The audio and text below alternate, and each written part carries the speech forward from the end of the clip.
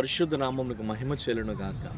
ప్రతినిత్యం ఇలా వాగ్దానం చూస్తూ మిమ్మల్ని మీరు బలపరుచుకుంటూ అనేకులకి వాగ్దానం షేర్ చేస్తున్నారు. దేవునికే సమస్త మహిమ చెల్లును గాక. ఈవేళ దేవుడు మనకి ఇస్తున్న వాగ్దానం కీర్తన గ్రంథం 107వ కీర్తన 9వ వాక్యాన్ని ప్రభు మనకు వాగ్దానం ఇస్తున్నారు.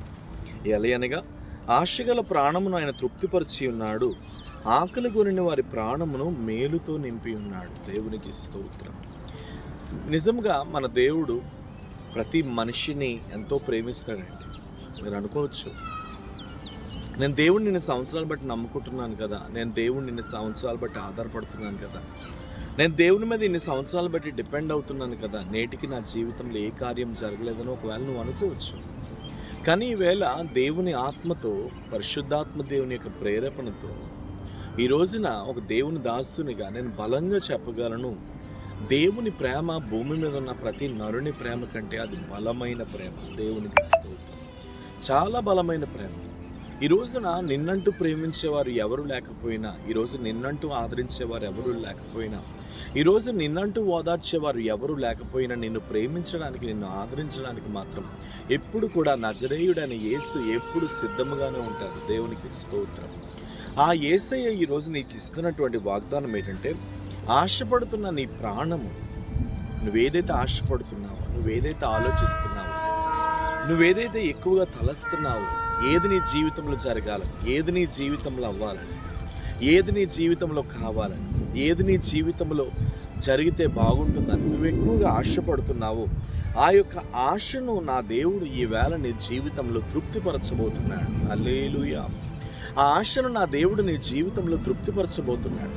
ఒకవేళ నువ్వు మనుషుల చుట్టూ తిరిగి తిరిగి వేసారిపోయి, ఎవరి ద్వారా ఏ అద్భుతము జరగకుండా, ఎవరి ద్వారా ఏ కార్యము జరగకుండా, ఒకవేళ ఈరోజు ఆకలితో, భయంకరమైన వేదనతో, నా బ్రతుకుని ఎవరు బాగు చేస్తారు, నా జీవితాన్ని ఎవరు బాగు చేస్తారు, నా లైఫ్ని ఎవరు చేరదీస్తారని ఒకవేళ నువ్వు ఆశపడుతున్నావేమో, అయితే నీకు శుభవార్త.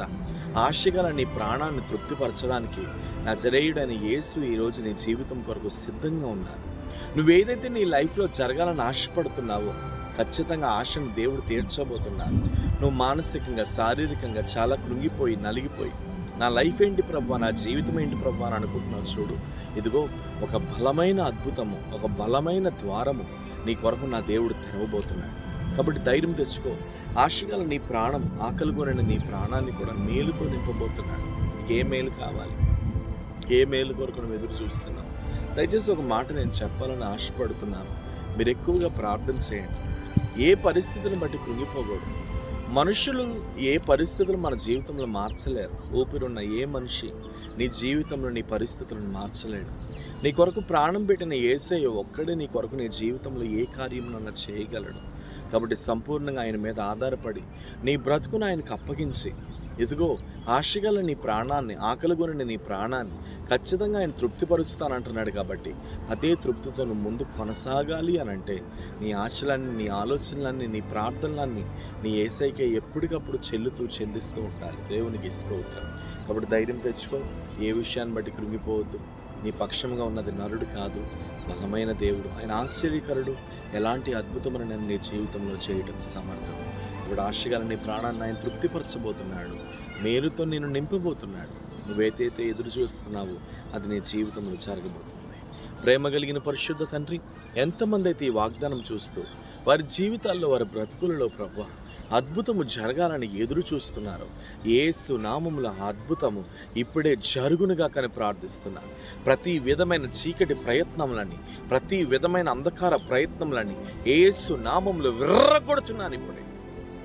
ప్రభువా, ఆశగల వారి ప్రాణాన్ని మీరు తృప్తిపరచండి, అనేకులకు దీవెనకరంగా మార్చండి.